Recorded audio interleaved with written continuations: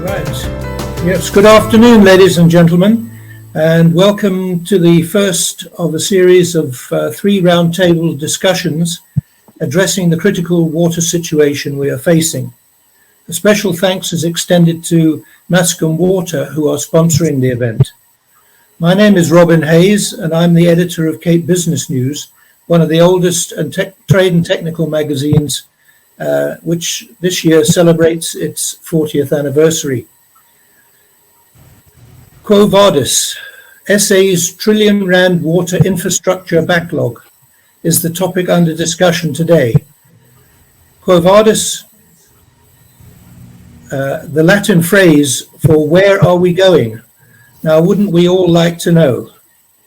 And I guess that applies to just about all aspects of the South African economy.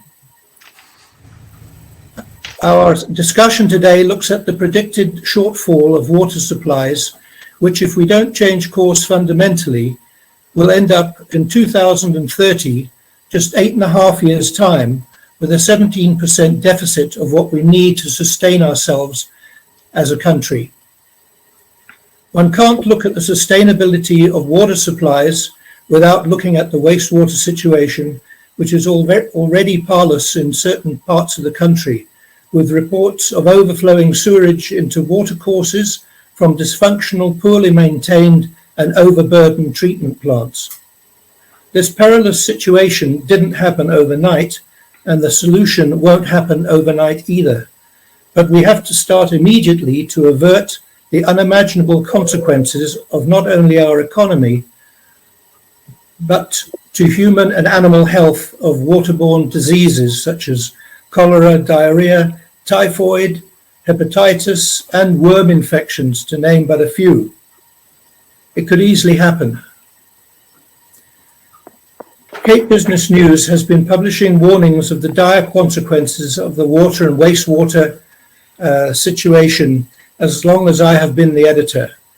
And as I have a particular interest in the topic, coming from an engineering background, and managing the communications portfolio of a large firm of consulting engineers, where water and wastewater treatment was a prominent discipline.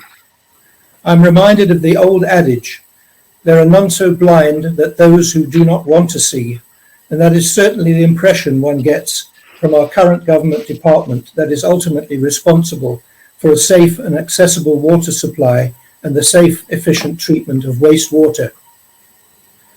The purpose of today's roundtable is to examine how the private sector can be mobilized to bring us back from the brink and put us in place solutions for sustainable water supply into the future.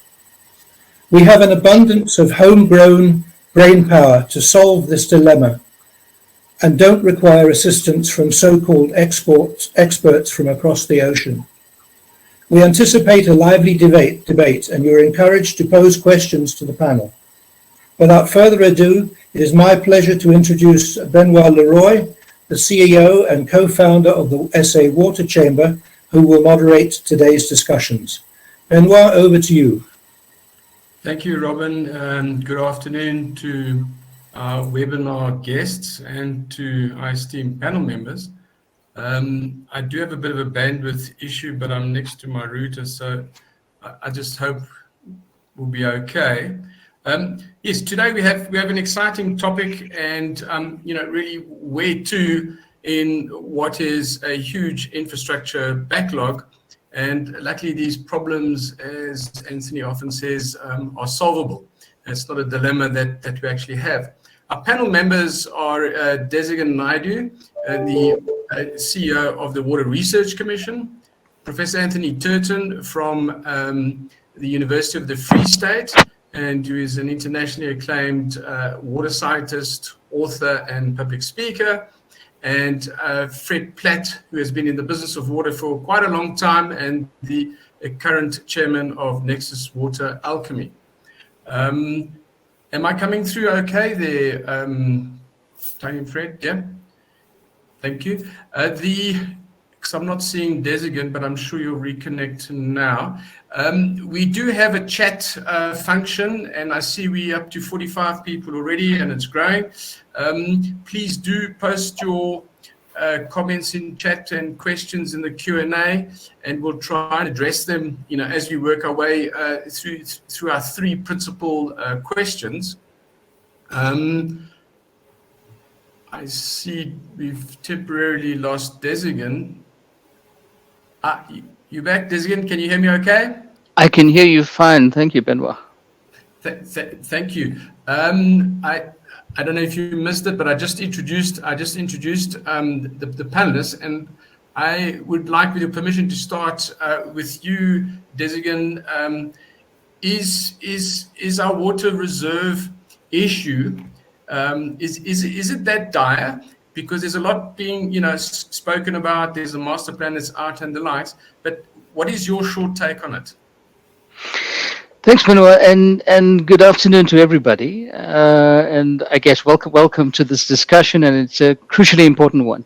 Let me start from where Robin left off on the 17% deficit. That number, or numbers around it, have been used for a little while, and the source of that number is a very interesting study that the WRC did with the Institute for Security Studies, maybe an unusual partner in the water sector, but proved to be very useful indeed. And it's based on two very fundamental assumptions, one of which provides a possibility of it being even more dire than the 17% deficit, and the other offers you the opportunity of how to come out of it. So the more dire one is that number is based on all of the projects that are currently in planning in the Department of Water and Sanitation, both being on time with the full yields that are expected. Okay, and we can see there will be some difficulties with that. But the opportunity part around that lies in the assumption around demand. So the current use patterns have been projected into the future, and that current use pattern is what dictates that 17% deficit, which means that if we fundamentally alter the way we use water, we have the opportunity not to be in that space at all. But there are other studies that are coming out. In fact, this morning, Vladimir Smakton, a name that I think many people will recognize, he was once one of Tony's colleagues at the CSIR, actually, who is nowadays the director of the UNU Water, Environment and Health Institute in Calgary, put out a paper that talks to a combination of climate and of population worldwide, and talking about a drop in actual availability per capita being different in different class categories in the world. And the category that South Africa falls in, which is the middle class or middle income category, that's anywhere of a drop between 12 and 30%. So the problem is a very real one. It's a very fundamental one. And we have to really work ourselves into a very powerful space in order to engage that. And we can, because we have been through this before. The world has been through this before. And we have good possibilities, but we do need to make the correct decisions and the bold decisions now. Perhaps I should pause there. Thank you, Desigan.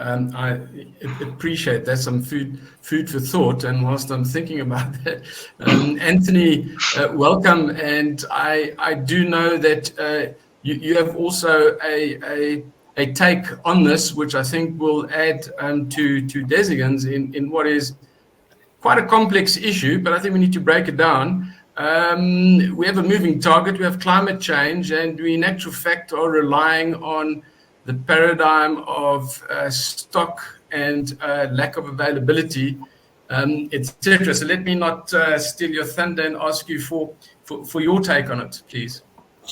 Yes, good afternoon to everyone. I would like to steer away from the idea of an absolute number that we're looking at, 17% or 23%, whatever. Those are absolute numbers. Those are kind of indicative. Okay, I think the reality is that at global level, we are reaching the limit of our available freshwater supplies, but we're not reaching the limit of our available water. Planet Earth is covered with water. We are 2/3 water on planet Earth. We only have a limited amount of freshwater availability.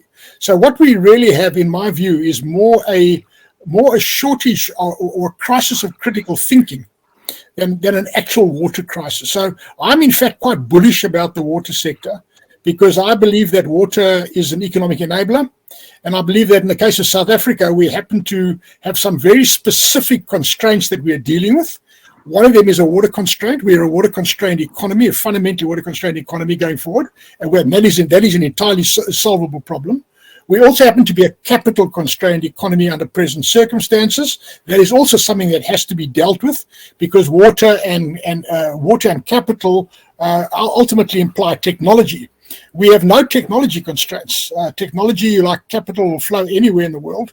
And in fact, we are seeing some exciting new technologies coming to the fore. The one company that I'm a director of is directly involved in some of those really cutting-edge technologies. But we're seeing a whole raft of technologies, and I would go so far as to say that we actually have an abundance of capital and an abundance of technology available that's willing to come into the South African water sector, subject, of course, to certain terms and conditions, and that would be something that would have to be negotiated in future. So I'm actually quite bullish about it, because while this is all happening, there's a global phenomena taking place, other than the climate change phenomena, but there's the global conversation around sustainability, and in particular around the transition from a linear economy to a circular economy. And these things are all directly linked. So ultimately, in my opening statement, is that I believe that South Africa has always been a technologically advanced society. We've actually managed to solve these problems, for decades in the past. We will continue to solve those problems in the future. What we really need to do now is create more of a policy-certain environment, and ultimately capital and technology will flow into that space. We are not actually water constrained. We are just constrained by our old thinking about water in a linear economy rather than water as an enabler in a circular economy. Thanks, Tony. So our water insecurity is very real, but it is solvable. But business really needs water security, energy security, labor, and various policy securities. But really, from a biased water sector perspective, water is the fundamental lubricant for all economic activity and dignity. So, Fred, from your perspective, from a purely business side angle, are we viewed as water insecure as California is, for example, at the moment? Thanks, Benoit. Just to take what Jessica and Anthony have said further. I think we've got to understand the impact that a water-constrained economy, and we'll talk about that within a moment, has on economic activity. Historically, water is the lifeblood of any community and provides the economic impetus for growth. So I want to tie in with what Professor Turton has said around water being the ultimate economic enabler. And it's critical to understand that the current situation in terms of water availability is skewed towards being available within the urban areas and seriously constrained in many of the old areas, and to a large degree perpetuates the apartheid spatial planning and inhibits economic growth within those disadvantaged communities. So I think it's just important to understand that. The second part of what is important is really we need to take a different view on what it means. So what are the issues that are constrained? And I think at the end of the day, having listened to what Desigan has said and Tony has said, maybe our biggest problem is not a constrained water economy. Maybe it's not a lack of available technology. Maybe it's not a lack of available capital. But maybe it's a factor of two things. First one is an enabling environment that allows for us to unlock these economic opportunities and allows all the stakeholders, government and the private sector, to play in that space. And the second one is a contracting model that is actually friendly to allow that capital and that technology to be applied. So if I had to simplify it, there's really two issues for me. One is strong political will that drives water as a central theme and as a central economic enabler. And the second one is a contracting framework that allows all the parties to engage and to unlock. Because many of the problems that we are currently viewing as problems may be the opportunities that can unlock a Marshall Plan for growth within the South African economy. Okay, I think that leads us into the second question we've started touching on is, we have a recently published water and sanitation master plan. So we have an overall strategy. We also have a dammed out country. So the thrust is going to be somewhat different to what we used to do. And also our rainfall patterns have changed. The western side of the country is drying up. Possibly the eastern side is getting wetter. But we've got climate change uncertainties to deal with. But as Tony has said, we have the sea along the coast that is really waiting to be harvested. And we've also heard technology is not the inhibitor. We have a lot of technology. And I think in designating your organization, you could do with a lot more pull from the market, which would unlock a lot of the embedded technologies that are just waiting to be commercialized and the likes. So, really, what do we need to from your perspective, from the Water Research Commission, to unlock the water and sanitation master plan, which is in essence at R1 trillion in round numbers, and it's a moving target in round numbers, is double of what the debt a year ago was. Then Eskom, to put into context, it's a really, really big number, and it's not really going to be a lot of concrete and rebar in dams. Is a portion of that, but it's going to be much smaller than what it used to be. So from Water Research Commission, how do you guys view unlocking this water and sanitation master plan, which was supposed to be from 2020 to 2030? So I would say that we get over the pandemic this year, we're much more mobile next year. So we've got 8 years to do 10 years worth of really innovative work. Thanks, Vino. I just want to build actually on what the other panelists have put out there and maybe just expand it a little bit. The domain of bold decisions is exactly where we are. And the first of those bold decisions is to fully implement the National Water Act, which we have failed to do. And 21 years down the line, 23 years actually, we really need to have an intensity of action around it, because we are actively organizing to constrain where we need to be because we're not implementing the formula that we had developed. And there are a bunch of things around that need to take priority. One of those priorities is the water allocations process, because this lack of certainty around the full implementation of the water licensing model is clearly a problem.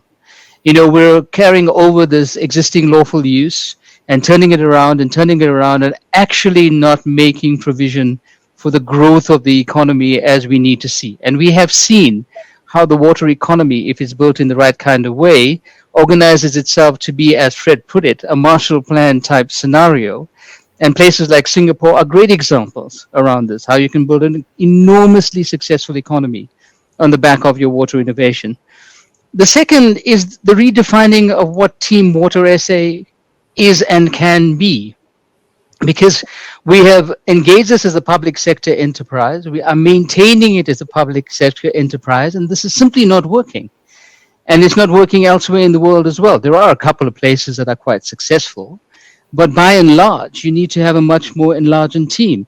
And one of the hints that the president dropped in his State of the Nation address at the beginning of 2021 is he introduced this notion of the independent water providers, a kind of IPP for water, if you like, that opens up the vista of the possibility of bringing in other players in a major kind of way around investing not just capital, but expertise as well, to then use the technologies that are currently sitting proven at laboratory scale, and a fair number of them proven in pilots and demonstrators waiting to be upscaled in a significant kind of way.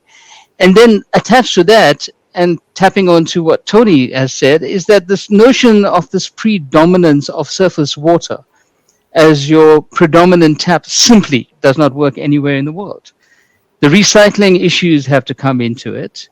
The desalination issues have to come into it. The injection of groundwater in a managed aquifer recharge concept has to come into it. And of course, demand management and water conservation to be a completeness. Now, these notions are mentioned in the Water and Sanitation Plan, but the translations we are seeing is only around major infrastructure, and the other parts are neglected. So we need to create an environment where better business models are put on the table to actually organize for the upscaling that we can see. And the last point I want to make around this is that in the way we do it, and Singapore is a great model to look at, is that this investment that we need to make in these new technological platforms that take us into 21st century water security is going to be paid for on the back of South Africa being a net provider of solutions to the rest of the world, just like Singapore is right now. And this is not only going to draw a dividend to meet the bottom line and cover the costs, but it's going to organize for a new industrial base for the country as a whole. Thanks, Benoit. Thanks, Desigan. Very difficult to disagree. I think it's, it is quite clear. And so, Fred, from your perspective, do you see, as some of us do, are you as bullish as we are that we could, through the Water and Sanitation Industrialization Master Plan, help to unlock the master plan, so the non-industrial master plan, leverage off our embedded technologies, and attract the required, be it from internal or external purposes, and become a net exporter of the water supply chain pillars? Thanks, Benoit. Yeah, I think that, at the end of the day, the situation that we are facing is not a lack of plans. I think we have incredibly good plans. I think that, we understand the problem, and I think we constantly looking at it from that perspective. Having said that, I think what's important to understand that, with all respect to the engineers in the room, but if you are an engineer, you're going to look at the problem from an engineered perspective. And I think we need to broaden that to look at it from a technological perspective and to say, what are the components? Because it's holistic. It's a system we need to look at. We need to look at the whole ecosystem and how it interfaces. We also need to look at the problem differently, because the moment we start looking at the problem, let me give you an example. We have a huge amount of dysfunctional sewage works in this country. We know that those sewage works currently are viewed as a cost, and there's not enough money to address it. It's as simple as that. However, if we just change our lens slightly and we start looking at it from a perspective of a resource, and we look at it from the perspective, and we change our language to beneficiation as opposed to the problem, then all of a sudden the problem becomes infinitely fundable.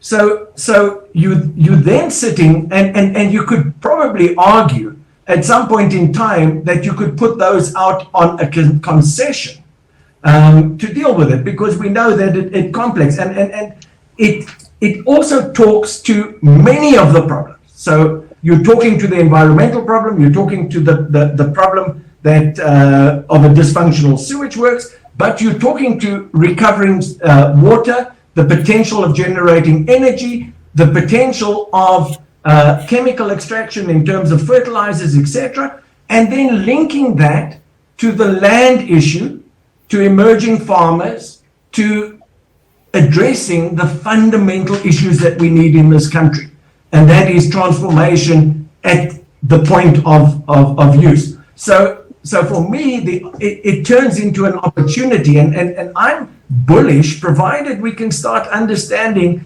the scope of this opportunity, and we can start unlocking the opportunity, because as Desikan says, we've been a leader in water, and I think everyone knows that for years. We've exported some of the most incredible technologies around the world. They've originated here. We are an innovative nation, and that can become an incredible part of funding the way forward. So yeah, I'm bullish if we can get everyone around the table to agree, and we can get the stakeholders to understand the benefits of unlocking what is currently a problem. So Tony, we're at this cliff of uncertainty and inaction. How do we implement? Yes, okay. Look, firstly, my dogs are maybe about to make a noise because my wife has just come home. So if I have to mute myself, I apologize in advance. Okay, but the numbers that I've been crunching are around the concept of new water. We have to generate new water. That's what we've got to talk about, and the number is quite big. The number that I have in my head is about 25 billion cubic meters by 2035. That's the size of the new water market. Now, that is about 2/3 of the size of all of the volume of all the water in our current dams in the country. It's a sizable market. Whether it's 22 or 30 is irrelevant. It's a big market. And it's a doable market, something that we have to get to. Now, that's the one point I'd like to make. The other point that I'd like to make is we have been recovering water from waste very successfully, and for some silly reason, we don't talk about it. I don't know why. One of the most successful water recovery projects we have, in fact, I know of two highly successful water recovery projects. One of them is in the Durban South, wastewater treatment works, that when Ronnie Castrols was the minister, he was there opening up that water treatment plant, recovering water from sewage, and that water was diverted to an oil refinery and to a paper mill. So it's highly successful. It's been running for almost 20 years already, and yet we don't want to get out there and say we must roll this out to other parts of the country. The other highly successful water reclamation project, done in part with WRC's support and whatever, is a very important role player, has been the acid mine drainage problem at Imalahleni, where potable quality water is coming out of acid mine drainage, to the extent that technology is now aiming at 98% water recovery ultimately, which is world-class technology, absolutely world-class technology. So we've done it. We know how to do it. And in fact, the words that I would like to start talking about now are this new water economy, the independent water providers that is now being mooted. In the chamber, we've been talking about this for a long time now. Once we go to that space, we now have a fundable business model, because we have to create a sizable market, 25 plus minus 25 billion cubic meters of new water by 2035. And we have the technology available, we have the funding available. It's all pretty much no good to go. So we're going to start moving into a new future, I think, where the landscape is going to be fundamentally different. The funding landscape is going to be completely different to what it is now. And I think the independent water providers are going to become increasingly important. The dogs are starting to bark now. And of course, the other thing that's going to start happening now is that we're going to move to a situation of what I call a dual stream economy, where water of a different quality and price is used for different purposes in different times and spaces. And the dogs are getting out of hand now, so I'm going to mute myself now. Thanks, Tony. Give them some water. Thanks for that, Tony. So, just to sum up where we're at right now is that policy certainty, water allocations. I would put that within the policy certainty side of things. We are technology and funding or capital abundant, both locally and abroad. It's a matter of projects being bankable. So there's no shortage of, let's say, the ingredients into giving us the water security we need, into the future.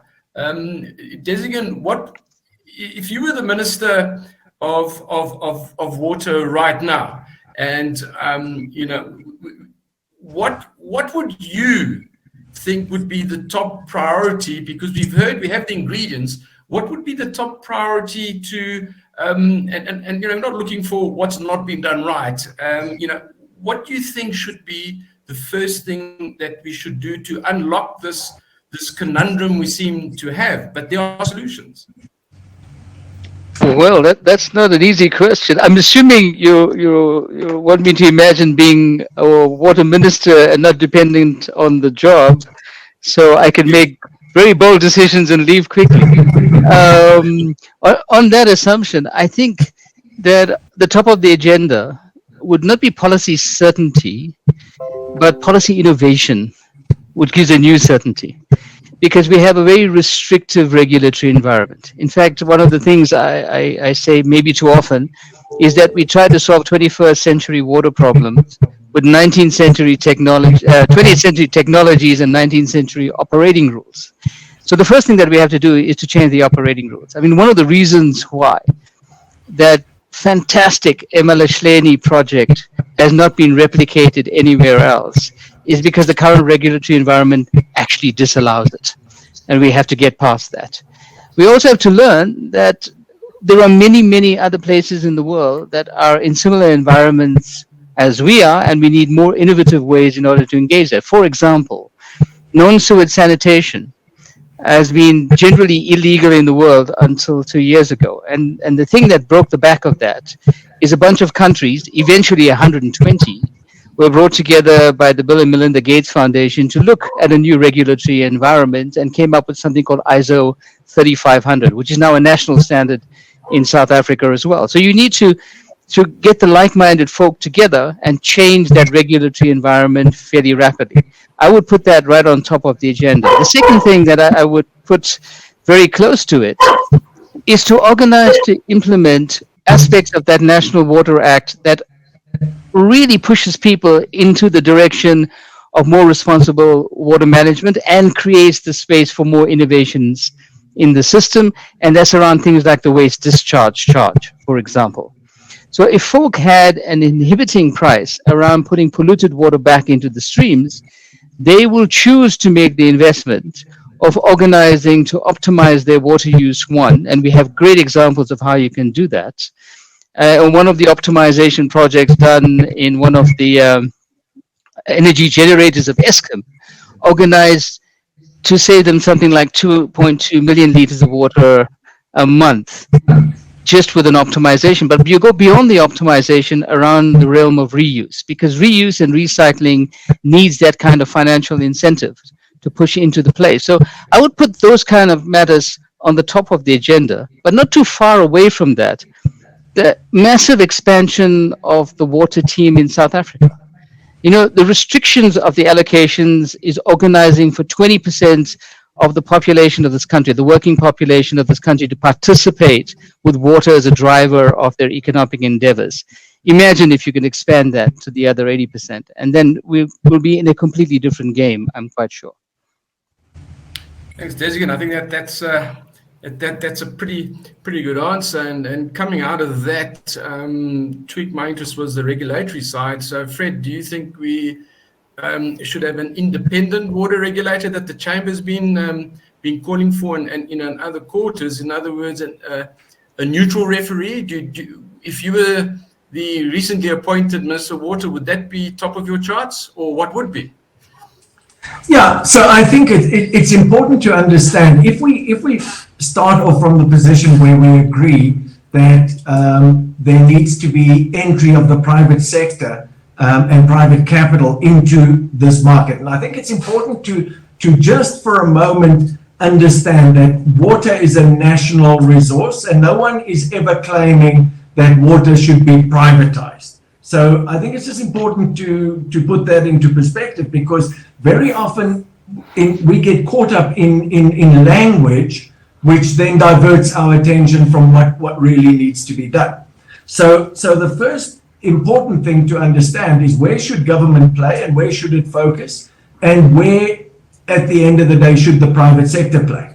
In order to have an effective private sector participation, we need to have an engagement model which allows for financial participation, and that requires by its very nature an independent regulator to provide independent oversight of this interaction.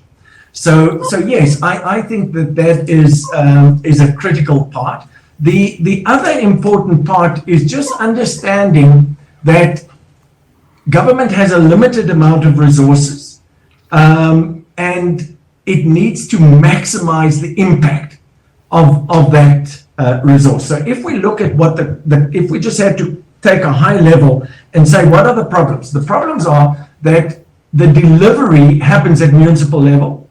The more remote that municipality is, the less chance it's got of having a technical capability to bring a project to bankable feasibility, and the less chance it has to be able to be funded, because the municipality probably doesn't have the necessary rating in order to fund that. So if we look at the metros, very different scenario, because they probably have the technical capability to bring a project to bankable feasibility, to raise the funds, to do whatever needs to be done. And in between, you may have variations of that. So I think it would be a matter of prioritizing how do we get the maximum spend for our buck as government, and how do we interface with the private sector, understanding that there are certain areas where water is a basic need and a right, and all of those things need to be taken into account. So you cannot have a totally private sector or a total government sector in the water space. It is the one area where we all need to sit around the table and we need to understand. And maybe if I was the minister, the first thing I would do is sit with all of the stakeholders individually and firstly ask them what their ambitions are, and secondly what their fears are, in order to understand that. Because once I understand the driver of each of these stakeholders, and once I understand the fears that they have in order to fully participate in this process, then I can design an engagement platform where we can optimize and bring all the partners together. So in a nutshell, I would probably say that we need, if I can just use a well-used phrase, a CADESA for water, with all of the stakeholders to sit down and say, how do we unlock this value? Thanks, Fred. Interesting view. Nothing that I disagree with yet. And going on the CADESA side, Tony, you were involved in that. What would you do as the Minister of Water? What would be your top priority or two priorities? I think we're living, water is always embedded in a broader social and political context and economic context. So we can't divorce the fact, the water reality, from the fact that we are living in a current political crisis in South Africa today. And I would say that one of the shortfalls in our current society now is a message of hope. We need to project a message of hope. And in fact, the water story is an amazing story of hope, because if we go this route of water as an economic enabler, it becomes the one thing that we can all agree on. We can depoliticize all the other things, but we can just focus on the fact that by investing into a beneficiation economy, whereby we are now recycling, recovering, reusing water, to the extent that I've suggested a 25 billion cubic meter, kind of market size. This is an important thing for us. We can create jobs, quite significant jobs can be created in that environment. And particularly if we go the dual stream reticulation route, where we have to start changing our pipes, we have to start changing the plumbing, we have to start changing the drainage systems of society, basically modernizing it. This is a public works job creation capability of significant magnitude. So I would use this whole thing about water as the economic enabler, this new economy. Everyone's excited about the fourth industrial revolution, but what about the role of water and this water as an enabler? This is really something that's tangible. 1 trillion rand is not a Mickey Mouse sum of money. If that is invested wisely, the multipliers arising from that 1 trillion rand can really be something profound. Not to go into the feeding troughs, which is what the current status quo is, but actually to start becoming multipliers in job creation, in catapulting our economy, restoring hope, restoring investor confidence into our country, because we've been at war with capital. We need capital, irrespective of the color of that capital. We need capital. We need to have a new negotiated relationship, terms and conditions by which that capital will be invested. And if those T's and C's are favorable, capital will flow back. And if those T's and C's are not favorable, capital will stay out. It won't come back. Simple as that. So that's what we need. But I think it's a very, very good news story, because this beneficiation model is really something profound. We are literally re-engineering society, a new post-apartheid modern society where we can deal with all of the other historic cleavages are dealt with. I don't want to create a utopian vision, but certainly something in which the old impediments of race and class are now dealt with in a new, empowering and inclusive way, an inclusive economy, inclusive economic growth. I think that's the language that I see emerging, and I think that's a very, very exciting message. If I was Minister of Water Affairs, that's the message I'd be putting out. I have to agree, and I think the message of hope through water. So maybe hope flows through water as it douses the flames of anarchy. If you looked at what we had in the last few weeks, but talking about the flow of water, one thing that baffles me, and it's a global issue, is that we have 41% non-revenue water and roughly 36% leaks in our systems. So whatever we put into the system, 36% is going to leak. So yes, the master plan talks about it, but the municipalities are saying, well, we don't have money, we can't fund this, and that. Surely saving water funds itself. Desigan, do you think there's a technological block there?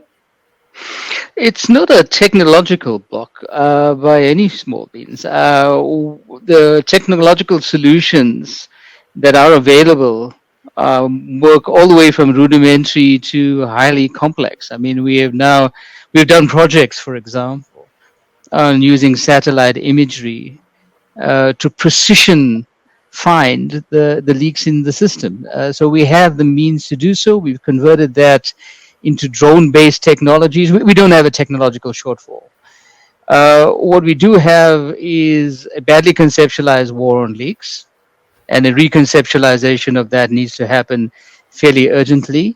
And the finance issue is the issue that really is the generator. And one of the things that is happening now, and I think we all know this, is that partners like Salga are working with National Treasury around creating a new fund to engage this very directly. Because non-revenue water is a wicked problem. There's a leaks component to that, so there's a reticulation integrity issue. But the bigger issue associated with that is the financial management of water at a municipal level. And if you're able to unlock that, if you're able to solve the water part of that financial management crisis, because it is that right now, you have the possibility of organizing for other parts of municipalities to get the net benefit of that, to organize ourselves collectively into more viable, financially viable municipalities. So I'm hopeful that this engagement with National Treasury will work out. And what it will mean, it's not new money. What it will mean is redirecting some of the grant funds that are currently within a TOR that does not allow you to go into the space. So you can get money in those grant funds to put up new infrastructure, but it currently does not allow you to fix up the existing infrastructure, and clearly you need to do that. So maybe that will organize itself into a more successful point. But then the knock-on effects of that, I like the way Tony is phrasing this, the knock-on effects of that are enormous. We have the possibilities on the back of a reconceptualized war on leaks to build new businesses, new small and micro businesses, and create the employment that we need, deal with the poverty issues, deal with the unemployment issues, deal in part with some of the inequality issues inside the system, and then we're on a very different road. And then the bigger knock-on effects of that will be hopefully really good, because we shouldn't be importing fundamental technologies associated with fixing our reticulation systems. We should be manufacturing those things right here at home. We then have the opportunity to move to lower water appliances that we use inside our households, and the labeling project is moving in that direction. We then want to reorganize for new sanitation. And, this year is the 10th anniversary of Reinvent the Toilet Challenge from the Gates folk, where we had the real possibility on low flow systems or no water at all systems and very sophisticated systems to organize for us to get to the universal access to sanitation while building up the water system. So these possibilities, if you like, are waiting to break through the wall, and maybe things like non-revenue water will be some of the catalysts that allow us to get there. It really sounds like there's a lot of planning, there's a lot of thought going into it. We've got some refinements in policy to an extent, but somehow we're not getting the traction. Fred, from your perspective, and then I'll ask Tony the same thing, if you don't mind, is why are we not getting the traction? And I think a given is political will can always be improved. So maybe not to harp on that, is what can we do, some nuts and bolts to actually do this? Because from what I hear is that South Africa's Marshall Plan to reboot our economy and reindustrialize and do it in an inclusive manner, water could be the fundamental lubricant to all of this. Yeah, thank you. It's always difficult when you're going to be asked the same question as a professor and he's going to answer it after you, especially if that's Tony. So I hope you'll agree with me. But no, I think the important thing is to understand that I think we all know what we need to do, or I hope we all know what we have to do. And it was encouraging to hear that everyone here is pretty much on the same page as to how we need to go forward. The question is, what is the next step? Where do we go? Success breeds success. We know that somewhere we need to implement. And we have a problem within the South African context. I always say that the idea of the first and the third world, I hate the terms, because in my opinion, South Africa or Africa was the first world, but that's just my opinion. We were here first. But the reality of the matter is that we either have anarchy or we have overregulation, which doesn't assist with unlocking the value. So we need to find that middle way. We need to identify projects and pilots that we can create winning recipes and we can then replicate them. We just need to show some successes. We've got some major crises in the country and we know where those areas are. We know that those need urgent interventions.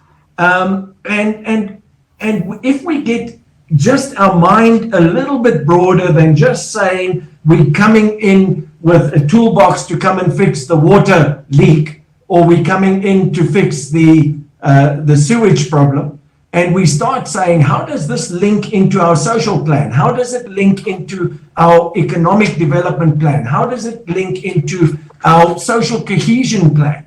How does it, people historically met around a well. That's where they communed, that's where they got to know each other, and that's where they got to hold hands.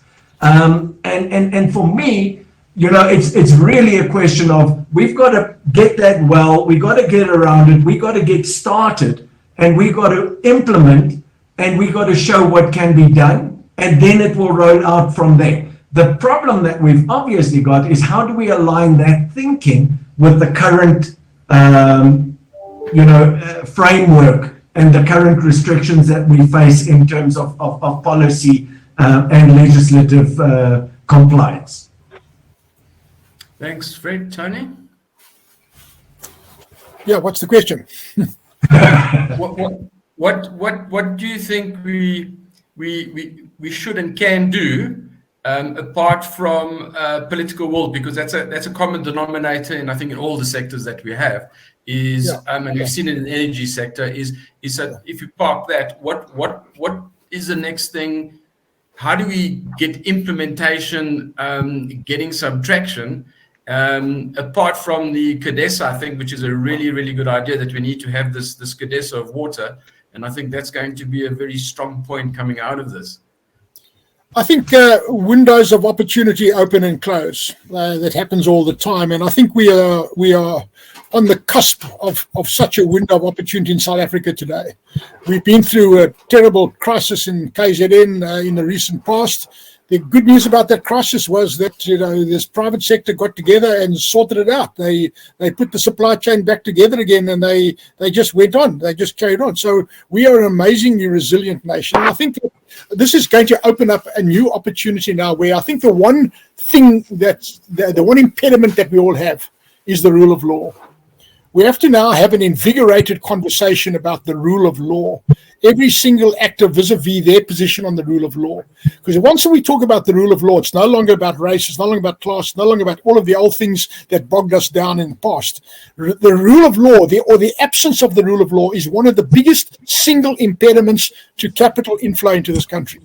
If we are unable to overcome that issue of the rule of law, then we're not going to raise the R1 trillion that we need. It's simple as that. And the economy is going to flounder, so it's not going to come to the fiscus as taxes either, because the economy just won't be able to sustain it. And central to this whole thing is the question of the rule of law. So now that we're in this new space, I sense the last 2 weeks of violence and looting across the country, or parts of the country, has given us a new vision, a new insight. And I actually believe that we're going to come out of this thing invigorated, more focused. Remember, we are a remarkable nation. We are the only country in the world where a sitting government voluntarily relinquished power in the national interest. That is a profound thing. We're the only nation in the world that I know of where a jailer, where a prisoner of conscience looked at his jailer and said, "You, my jailer, are as much a victim as I am." That is remarkable. We're the only country in the world that had sophisticated weapons, chemical, biological, and nuclear, and we voluntarily relinquished those. That is remarkable. We're the only country in the world where victim and perpetrator could come together. Even if it was a flawed truth reconciliation commission, there was a commission that happened, and yes, it wasn't perfect, but we did it. We did it. So I would argue that we are a remarkable country. We still have within our DNA this incredible ability to adapt, and in particular, the younger generation, the born-free generation.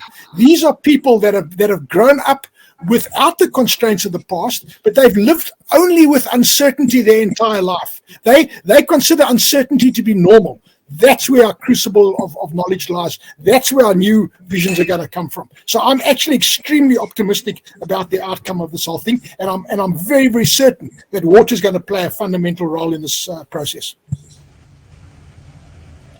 Thanks, Tony, and I agree. The rule of law, that also talks to what is. I think we were the first country to have a National Water Act in 1956. The current one is 1998, if my memory serves me right. And California is starting to suffer because it doesn't have a water plan. It doesn't have a master plan. And in actual fact, the United States is divided. So, yes, I think the rule of law is central to this. It also talks to the regulatory side of things. So to conclude, maybe a quick 30-second from each one of you, starting with Fred. Yeah, thanks, Benoit. I think that it's been an incredibly constructive engagement, and I think what is critical for me is that this message needs to start resonating with communities, with people, and we need to take this message forward, and we need to, as I say, we need to organize ourselves as the private sector.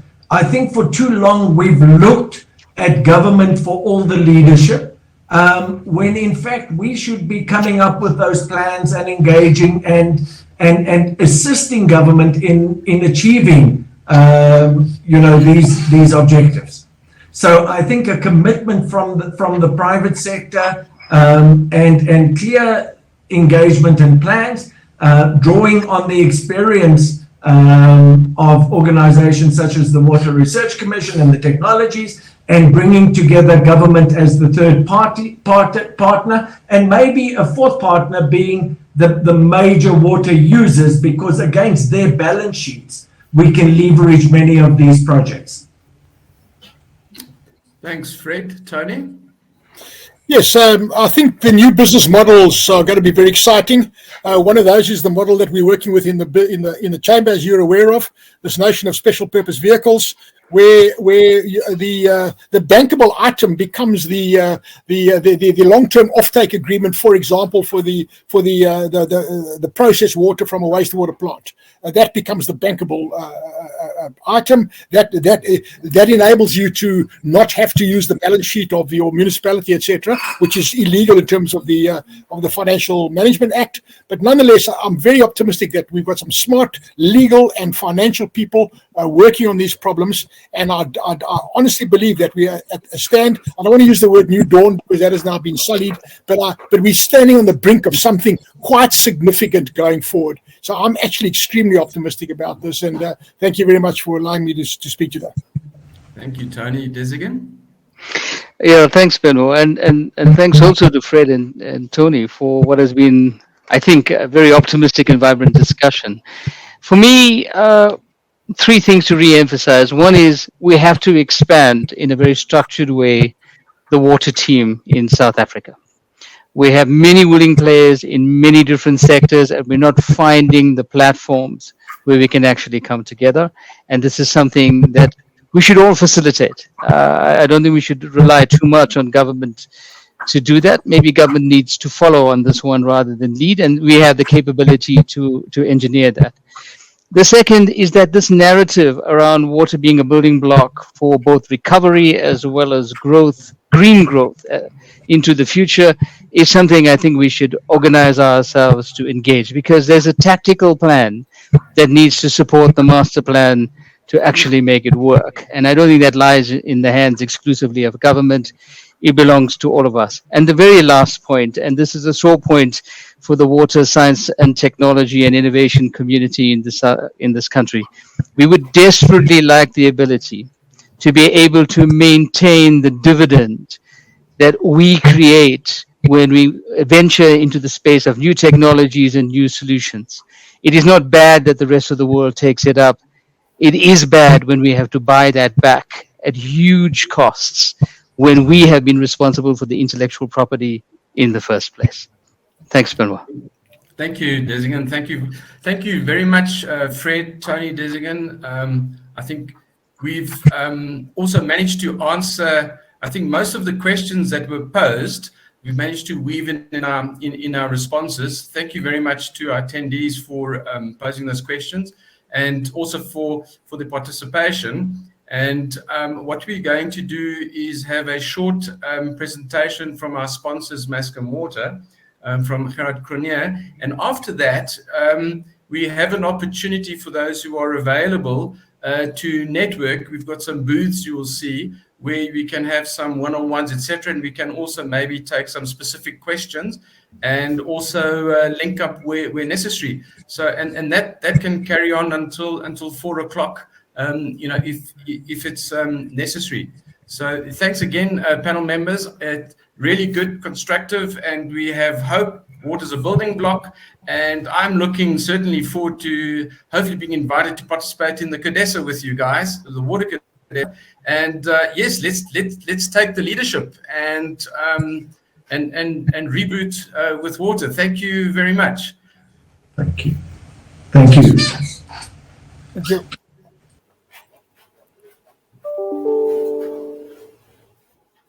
Just waiting for Gerard to join. Yeah, Gerard. Hi, Gerard. How are you doing? Welcome. All right, thanks yourself. Good. Interesting discussions. Very, very interesting, and I must say it's really good stuff that's come out of there. There's nothing that I can say I disagree with. I think it's good, and it's good it's coming from the private sector. The main thing now is to get government to play ball on that. And as you rightfully said, this legislation and red tape is one of the issues that definitely needs to be addressed as part of the way forward. But yeah, that was really, really great. Thank you to everybody who attended and gave the opinions there.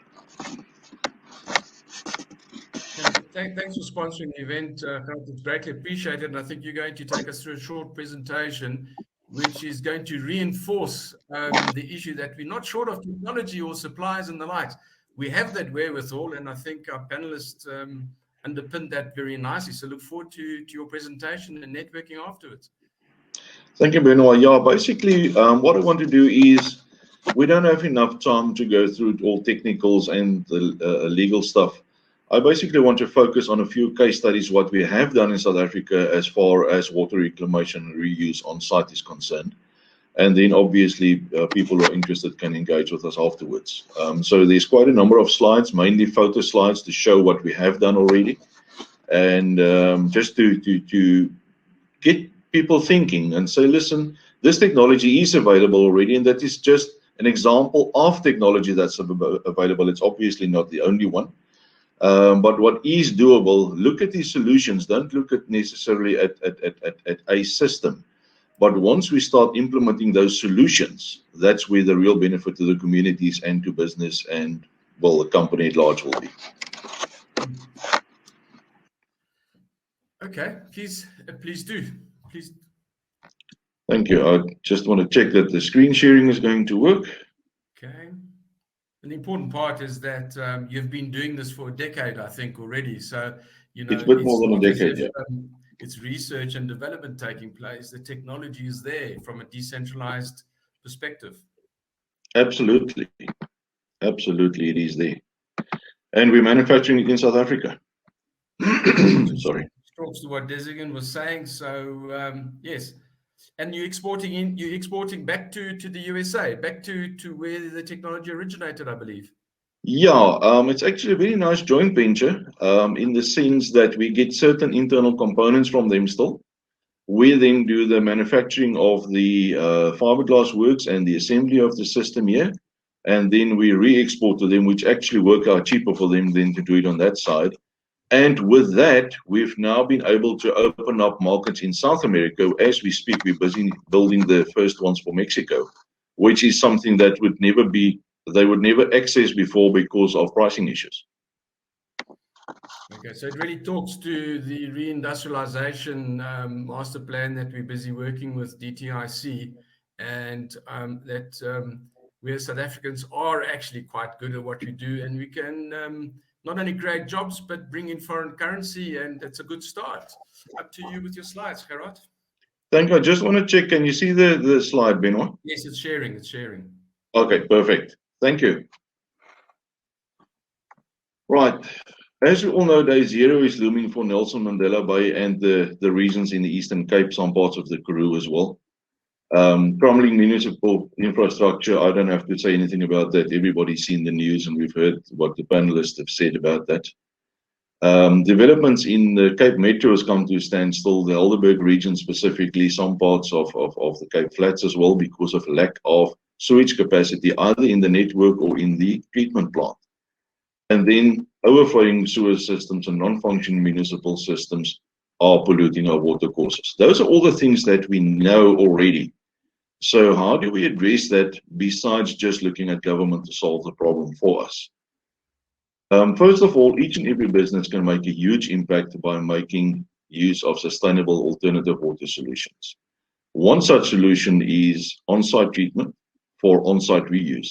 Now, the nice thing with on-site treatment for on-site reuse is we don't need to rely on central infrastructure. We don't need to rely on anybody else to do something for us before we can benefit from it. It is something that is within our own control and something that we can act on immediately. So I'm just doing 2 slides on the technology that we're using, and then we look at some case studies, and then we go into the business case to see how everybody can benefit from that. First of all, the approach this far has been a linear approach where we've got water from a catchment point of view.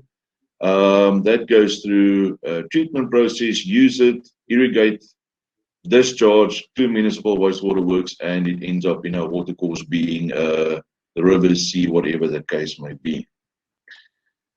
The new thinking is a circular approach, and the circular approach is where once we've used it on site, then we can treat some of that water, all of the water on site, take it back to irrigation or take it back for in-building use as well. And we literally recycle the water and reuse it on site with a limited discharge downstream. Now, in the inland regions, whatever is discharged to a river will, in many cases, end up in another dam and be reused in that sense. So there's a bit of a circular approach. But in our coastal regions, all of our treated, or well, 92% of our treated wastewater ends up in the sea. So their on-site treatment makes even a much bigger impact than what it does inland. So the fusion is the product that we're using for that. And briefly saying, the fusion follows the exact same treatment process as what big activated sludge municipal plants do. I'm not going to get into the specifics about that. That's also, I think, one of the only small plants that can do biological nutrient removal currently on the market. The system consists of three parts. You have the bioreactor, which is underground, an air pump that's external, that supplies air into the system, and that also routes the water inside the unit, and then electrical panel that powers the air pump and monitors the functioning of the system. So the first case study I'd like to look at is the one for the Department of Environmental Affairs and Development Planning in Cape Town CBD, where we've installed a system in the CBD. We recycle and reuse, and that one building saves 1 million liters of potable water a year by flushing toilets with alternative water. Now, 1 million liters a year doesn't sound like a lot, but that's on one building. If you can start multiplying that through our different buildings, that becomes a completely different story. So you can see on the photos, we're in the Cape Town CBD, there's no space available. Even from a street point of view, there's no space. We have a little quad in the middle there. We had to install 4 small plants because we physically had to carry them through the building. We couldn't get in with one big enough plant to do the recycling. It's a start of construction. The final grade, we're literally treating sewage 2 meters away from the boardroom of Department of Environmental Affairs. So if you want to know if there's any odors or any noise, this is the answer. That's the quality of effluent that we're getting out that we're flushing the toilets with. So the layout of the building, there's a header tank on top that feeds the toilets. All the wastewater from the toilets, basins, showers goes down to a lifting station. Whatever is not needed for toilet flushing will overflow to the municipal sewer. And whatever is needed for toilet flushing will be recycled through the Clarus fusion system, back up to the header tank, and comes down with the pipeline again. There's a small building outside Uppington, just to give you a visual of that. Barloworld Caterpillar in Maputo, where we install the system in the walkway, so you don't have to lose any space. We literally use walkways, quads, courtyards, stuff like that, and you don't lose any space there. There's the hospitality industry. The treated effluent goes to the irrigation dam on the left. Houses on farms, lodges in Namibia, Kiro School in Bloemfontein that they use the treated effluent to irrigate the sports fields with. There's some above ground installations, so it's possible to do above ground as well. And this development in Katima, Malilu in Namibia, where each phase will discharge about 45 kiloliters of treatment, and each phase gets 3 units like this. So for the developer, the nice part is he doesn't have to install one major plant before he can get the first house occupied. He can develop and install as the project grows. And if anything changes in future and water use increase or discharge increase, it's easy to add on to the system. Informal settlements or rural settlements, we can now have proper dignified sanitation. We can run these systems off solar, recycle the water back for toilet flushing, so we're not dependent. The toilets are not dependent on external potable water to operate. We can actually recycle and reuse. And we can also collect grey water, which is usually lost or wasted in these areas, recycle that and use that to the benefit of the community. There's a Shell filling station, a mining village in Botswana where they're reusing the effluent, agriculture again, This is a restaurant. You literally walk over the system to go to the toilets, and they irrigate the lawn on the left-hand side with treated effluent while people are having dinner there. Campsites, Kango caves, they're recycling 3.5 million liters a year. Nature reserves, Vrollikheid and the Hoop Nature Reserves. Bonnie Park in Benoni, where it's running off solar power. The entire system is running off solar there. And then we can even have the municipal pipeline as a source of wastewater for treatment and usage for sports fields, irrigation and stuff like that. So basically, on-site treatment is a game changer in the economy, and it enhances local economic activities during construction, but also post-construction. So if you only look at one fraction, if you only look at the plant, we miss the bigger picture. And the bigger picture includes local economic development, because we build the systems, we don't install, we don't maintain them. We rely on local contractors and local suppliers to do so. So there's an opportunity for sales, installation, servicing. There's an opportunity for empowerment there, bringing local people in to actually benefit from that, so the community themselves will benefit. New developments can continue, which in itself will create jobs as well. It frees up space in the municipal sewage network, which allows additional development, again, financial benefit for the environment, and it brings water security. Because you recycle on site, you're not dependent on a burst pipe down the line or upstream from you. So it brings about water security for that site as well. Skills transfer comes in with the installation, the sales, and the maintenance of the systems. And we train people free of charge to do that. We also support professionals and upcoming professionals free of charge with designs and technical specifications. So we don't expect everybody to be masters on this, so we will support wherever needed. Community upliftment comes in where recycled water that's normally taken away, wastewater is normally taken away from the community. We can now recycle it and use it to the benefit of the community right there at the spot, which obviously bring about some upliftment for the community themselves. From an environmental point of view, there's less discharge to overloaded municipal systems. There's less spillage. It's an all-over positive impact for the environment as well, because we don't pollute our water courses. And it is one of the very few alternative water sources that doesn't take anything out of nature. It doesn't take anything from nature. We take what we've already used and we just recycle it and we reuse it on site, which makes this a perfect example of circular material flows. For the end user, there's financial benefits in saving water, saving the cost of buying water, and there's the non-financial benefit of upliftment and dignified sanitation that would otherwise not be possible.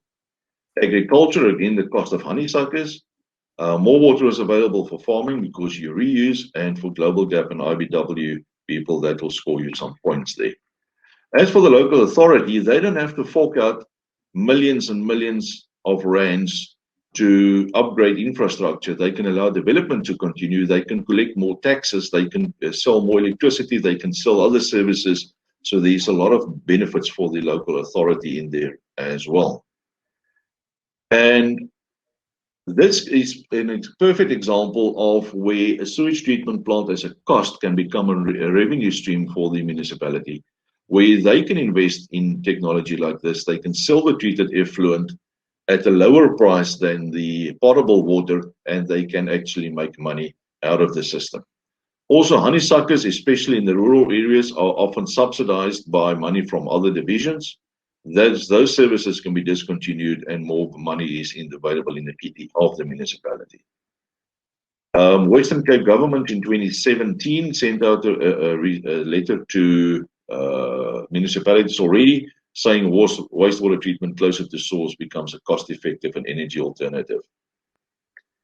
So lastly, looking at money, City of Cape Town figures I've taken here, if a household uses more than 35 kiloliters per month, your total cost comes to about 140 Rand a kiloliter. For a single dwelling, your treatment cost is relatively high. For gated communities, coming down to 2.88 Rand. So this is something that actually pays for itself over time. Looking at the industrial side, coming down to repayments as low as 5 years for the bigger users. So again, after 5 years, that user becomes cash flow positive, and there are financial or financing options available for these systems as well. Just looking at the cost of honeysuckers on a single dwelling, the fusion over 20 years will cost you 313,000 Rand. The cost of a honeysucker will cost you 2.8 million, plus you lose your water. You can't reuse it. For bigger users, 1.3 million that the fusion will cost you over 20 years versus 57 million that the honeysucker will cost you in the same period of time, and you lose your water.